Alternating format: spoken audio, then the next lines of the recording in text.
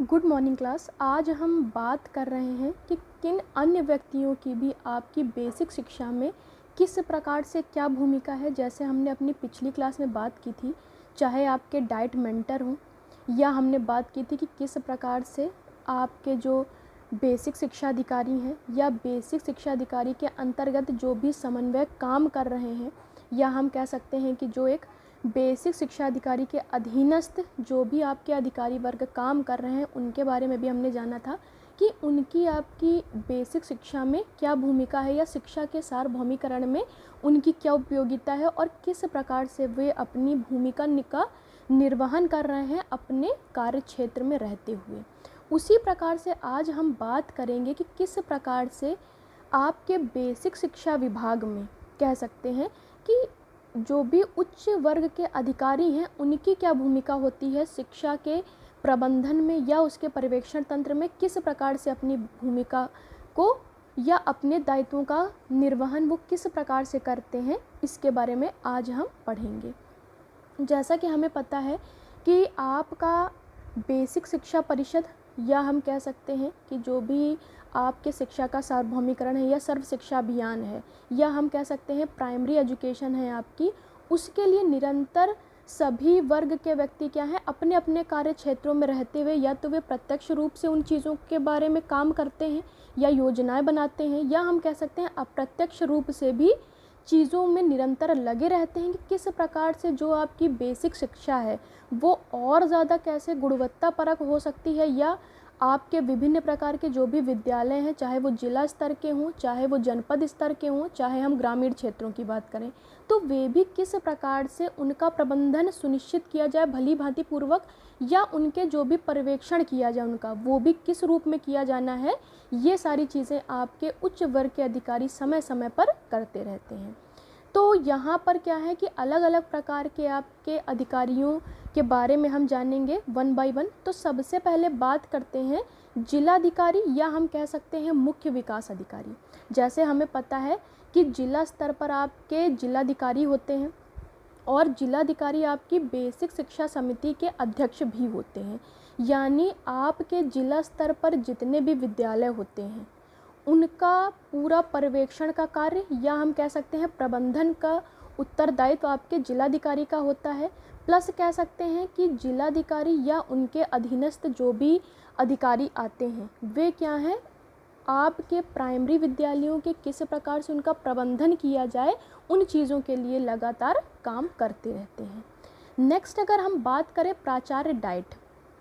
यानी जैसे डाइट की हमने बात की थी, तो वहाँ पर जो प्राचार्य होते हैं उनकी क्या भूमिका होती है। तो जैसे हमें पता है कि डाइट क्या है आपके, कि किस प्रकार से बेसिक शिक्षा को और ज़्यादा गुणवत्तापूर्वक बनाया जाए, या जो भी ट्रेनिंग प्रोग्राम चलाए जा रहे हैं उनको किस प्रकार से किया जाए, यानी दोनों प्रकार के ट्रेनिंग प्रोग्राम होंगे, चाहे वो सेवारत टीचरों के लिए हों या सेवा पूर्व टीचरों के लिए हों, यानी उनको किस प्रकार से प्रशिक्षण दिया जाए कि वो और ज़्यादा इफ़ेक्टिव टीचिंग लर्निंग प्रोसेस कर सकें क्लासरूम में। तो उसके लिए भी डाइट प्राचार्य काम करते हैं। प्लस हम कह सकते हैं कि शिक्षा में और ज़्यादा कौन कौन सी इनोवेटिव चीज़ें इंक्लूड की जा सकती हैं, यानी कौन कौन से ऐसे नवाचारों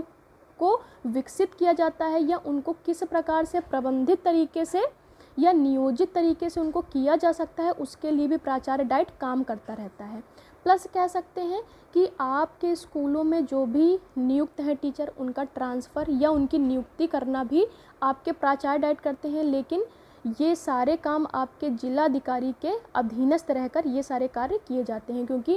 हमने बात की कि जो आपकी शिक्षा समिति होती है या बेसिक शिक्षा समिति, उसका अध्यक्ष आपका जिलाधिकारी होता है, तो उसी के दिशा निर्देशों द्वारा ये सारी चीज़ें की जाती हैं। नेक्स्ट अगर बात करें परियोजना निदेशक,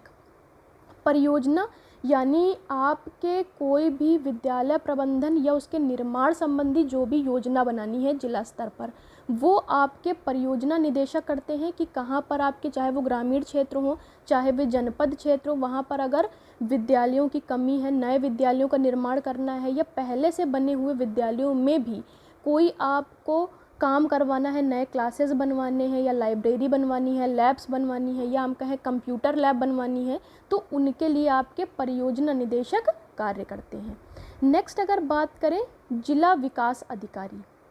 जिला विकास अधिकारी क्या करेगा कि विद्यालय विकास के लिए काम करेगा निरंतर, यानी किस प्रकार से आपके अलग अलग क्षेत्रों में विद्यालयों का किस प्रकार से विकास करना है उसके लिए काम करेगा। प्लस आपके जितने भी विद्यालय हैं वहाँ पर पेयजल की सुविधा भी सुनिश्चित करने का काम आपके जिला विकास अधिकारी का ही होगा। यानी दो काम जिला विकास अधिकारी करेगा। बेसिकली कह सकते हैं किस प्रकार से विद्यालयों का विकास करना है जिला स्तर पर या जनपद स्तर पर या हम कहें ग्रामीण क्षेत्रों पे, उसके लिए काम करेगा। प्लस पेयजल की सुविधा आपके प्रत्येक स्कूल में सुनिश्चित हो उसके लिए भी आपके जिला विकास अधिकारी निरंतर कार्य करते हैं। नेक्स्ट अगर बात करें जिला समाज कल्याण अधिकारी, जिला समाज आपके समाज कल्याण अधिकारी क्या काम करेंगे, यानी जिला स्तर पर जो भी छात्रवृत्ति का प्रबंधन होगा, यानी जिला स्तर पर जितने भी प्राथमिक विद्यालय हैं उसमें पढ़ने वाले आपके जितने भी बच्चे हैं, चाहे वो अल्पसंख्यक हैं या अनुसूचित जातियों के हैं, उनके लिए किस प्रकार से छात्रवृत्ति का प्रबंधन करना है वो आपके जिला समाज कल्याण अधिकारी करते हैं। नेक्स्ट अगर हम बात करें जिला अल्पसंख्यक कल्याण अधिकारी, जिला विकलांग कल्याण अधिकारी तथा जिला अनुसूचित कल्याण अधिकारी, यानी 3 आपके अधिकारी वर्ग हैं। पहला है जिला अल्पसंख्यक कल्याण अधिकारी, तो ये भी क्या है, यानी अल्पसंख्यकों से संबंधित जो भी छात्रवृत्ति के प्रावधान हैं या उनका प्रबंधन किस प्रकार से किया जाना है उसके लिए आपके जिला अल्पसंख्यक कल्याण अधिकारी काम करते हैं। प्लस जिला विकलांग कल्याण अधिकारी, यानी जो भी आपके बच्चे विकलांग हैं उनके लिए किस प्रकार से उनको कौन कौन सी चीज़ें मुहैया कराना है ये आपके ये अधिकारी सुनिश्चित करते हैं। नेक्स्ट अगर बात करें जिला अनुसूचित कल्याण अधिकारी, यानी इसमें ये अधिकारी बेसिकली काम करते हैं जो अनुसूचित जातियों के लोग हैं या बच्चे हैं उनको किस प्रकार से छात्रवृत्ति देनी है या उनके लिए और कौन से प्रबंधन कार्य करने हैं उसके लिए ये अधिकारी आपके उत्तरदायित्व होते हैं। फिर हम बात करते हैं अधिशासी अभियंता ग्रामीण अभियंत्रण सेवा, यानी आपके जितने भी विद्यालय हैं, प्राथमिक विद्यालय जिला स्तर पर जितने भी प्राथमिक विद्यालय हैं उसमें किस प्रकार से जो भी तकनीकी व्यवस्था करनी है, तकनीकी यानी जैसे हम कह सकते हैं लाइट की व्यवस्था करनी है कि वहाँ पर क्या है आपकी प्रॉपर लाइट हो, चाहे वो आपके बिजली कह सकते हैं कि किस प्रकार से वहाँ पर जो भी आप कह सकते हैं कि पंखों का निर्माण करना हो